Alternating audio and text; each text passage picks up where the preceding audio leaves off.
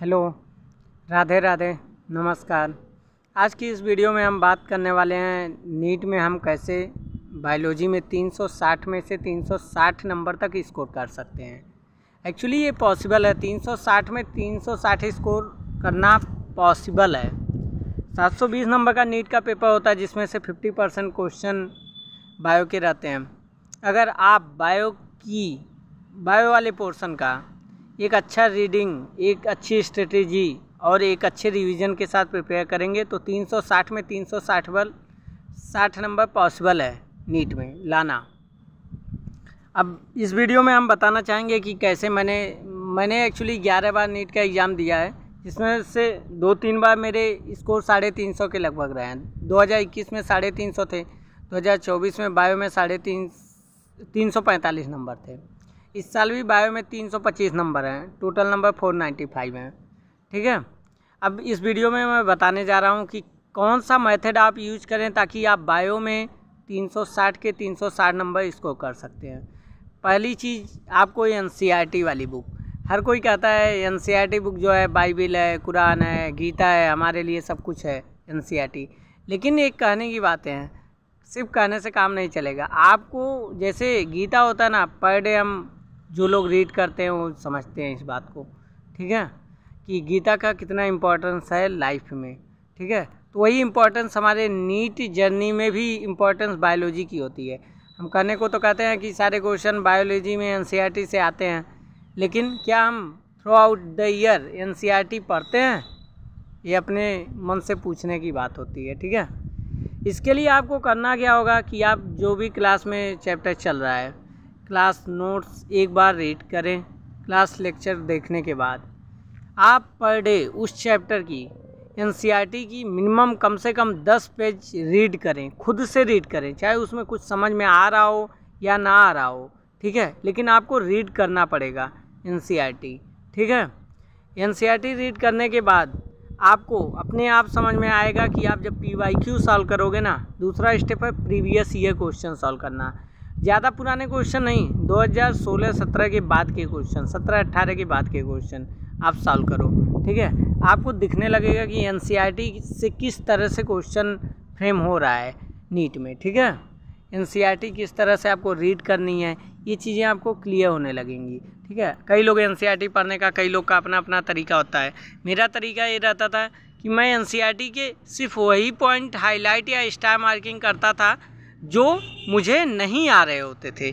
जो मुझे आ रहे होते थे उसके लिए हाईलाइट करने की कोई ज़रूरत नहीं है। मैं भी यही टेक्निक यूज करता था कि क्या हुआ कि मान लिया NCERT की 5 पेज पढ़े, अब 5 पेज में उन पेज के बारे में मतलब जो पॉइंट, जो भी हाईलाइटेड पॉइंट लगा मुझे, जो मुझे याद नहीं था, जो मेरे लिए नया पॉइंट दिखा, उसी को मैं स्टार मार्किंग करता था। ठीक है, दूसरा स्टेप होता है प्रीवियस ईयर क्वेश्चन सॉल्व करना। प्रीवियस ईयर क्वेश्चन बहुत इंपॉर्टेंट होता है नीट में, क्योंकि एक ही क्वेश्चन को 5 अलग तरीके से, 6, 10, 12 अलग अलग तरीके से क्वेश्चन फ्रेम होते रहता है।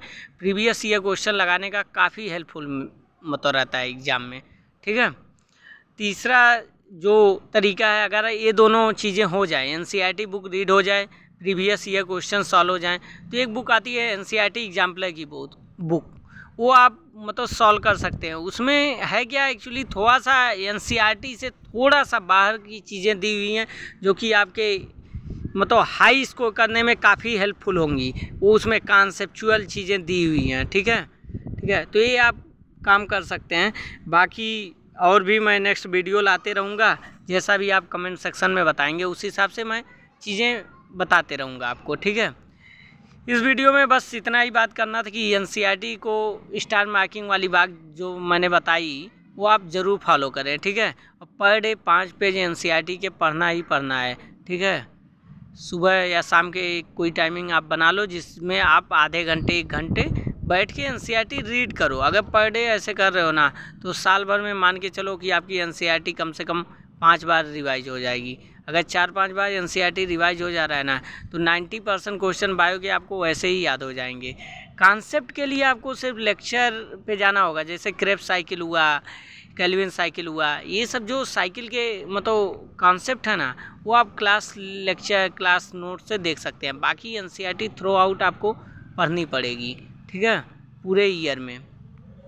प्रीवियस ईयर क्वेश्चन हो गया, एग्जाम्पल हो गया। अब आता है बात क्या एनसीईआरटी की एक्सरसाइज करें या ना करें। देखो एनसीईआरटी की एक्सरसाइज और समरी ये दो ऐसे पोर्शन है ना, या इंट्रो वाला पोर्शन जो एनसीईआरटी में यूनिट के सबसे पहले में इंट्रो दे देता है साइंटिस्ट के बारे में, वहाँ पे जो इंट्रो दिया होता है उन सब पॉइंट को छोड़ना नहीं है आपको। कोई कुछ भी कह रहा हो, कोई भी टीचर जो भी बोले, ठीक है, मैंने यही देखा है कि एनसीईआरटी की जो बैक एक्सरसाइज है ना वो काफ़ी ज़्यादा इम्पॉर्टेंट है, बहुत ही ज़्यादा इम्पॉर्टेंट है। टोटल नीट के जो क्वेश्चन फ्रेम होते हैं ना वो एक्सरसाइज के मॉडिफाइड फॉर्म ही हैं, एक्सरसाइज से आ गए या समरी वाले पोर्शन से या इंट्रो वाले पोर्शन से। जैसे इसी साल था रिडक्शनिस्ट बायोलॉजिस्ट वाला जो क्वेश्चन था ना वो इंट्रो वाले पोर्शन से आप पूछ लिया था नीट में, ठीक है। अभी जैसे मैं एक क्वेश्चन करता हूँ आपको कि रिपोर्टर एंजाइम क्या होता है, कोई बताना चाहेगा ये एनसीईआरटी में कहाँ दिया हुआ है रिपोर्टर एंजाइम के बारे में, ठीक है। कमेंट सेक्शन में आप लोग ज़रूर बताना ताकि वो नेक्स्ट वीडियो में उसका आंसर हम कवर करेंगे, ठीक है। आपको ये एनसीईआरटी में मतलब मैं यूनिट बता दे रहा हूँ, आपको 12th वाले बुक में ये मिलेगा रिपोर्टर एंजाइम के बारे में, ठीक है। 11 में मत खोजना, 12th वाले पोर्शन में मिलेगा आपको, ठीक है। आप बताना और जैसा भी रहे वीडियो वगैरह के बारे में, मतलब अभी तो पूरा उस तरह से शूट नहीं कर पा रहा हूँ वीडियो, ये जस्ट एक इंट्रो वीडियो था। मतलब बायोलॉजी में 360 करने के लिए जो टेक्निक मैंने बताई एनसीईआरटी रीड करने वाली, प्रीवियस ईयर क्वेश्चन करने वाली, एग्जाम्पल वाली, ये सब का एक शॉर्ट छोटा वीडियो 2-2 मिनट 5-5 मिनट का कि कैसे प्रीवियस ईयर क्वेश्चन को किस तरह से सॉल्व करें ताकि मिस्टेक ना हो, या फिर क्या कहते हैं एग्जाम्पल को किस तरह सॉल्व करना है, उसके बैक एक्सरसाइज कैसे सॉल्व करना है, इन सब वीडियो में पार्ट 2 मैं इसका लेके आऊँगा। उसमें पूरा आपको डिटेल एनालिसिस में वीडियो में बताऊँगा, ठीक है।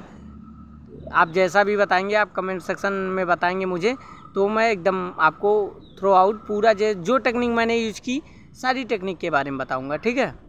इस वीडियो को लाइक करें, शेयर करें, सब्सक्राइब करें चैनल को, ठीक है। ओके, राधे राधे, नमस्कार।